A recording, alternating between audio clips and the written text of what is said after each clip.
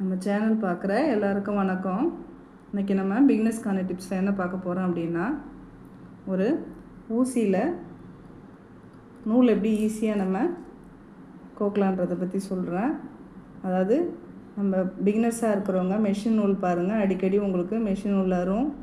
இப்போ எம்மிங் போடுறீங்க அப்படின்னா சின்ன ஊசியாக இருக்கும். அந்த துவாரத்தில் எப்படி நம்ம ஒரு 4 நூல் கூட கொக்கி கட்டும்போதோ கட்டும்போதோ நம்ம பயன்படுத்துகிறோம்.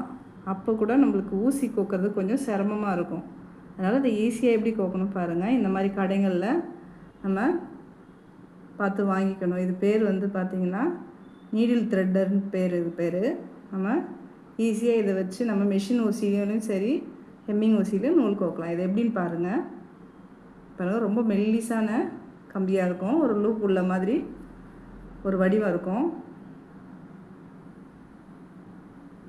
பாருங்கள், இந்த மாதிரி வெளியில் வந்த உடனே ஊசி இதிலே இருக்கும்.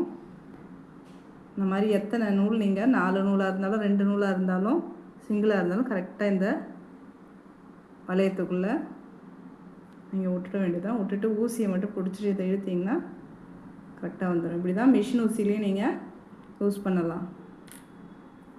பாருங்கள், இது பேர் நீடில் த்ரெட்டர்னு கடையில் கேட்டால் கொடுப்பாங்க. பாருங்கள், இது 4 நூலாக அழகாக நம்ம கொக்கி கட்டுறதுக்கு கோத்தாச்சு. இந்த வீடியோ பிடிச்சிருந்தா லைக் பண்ணுங்கள். நன்றி.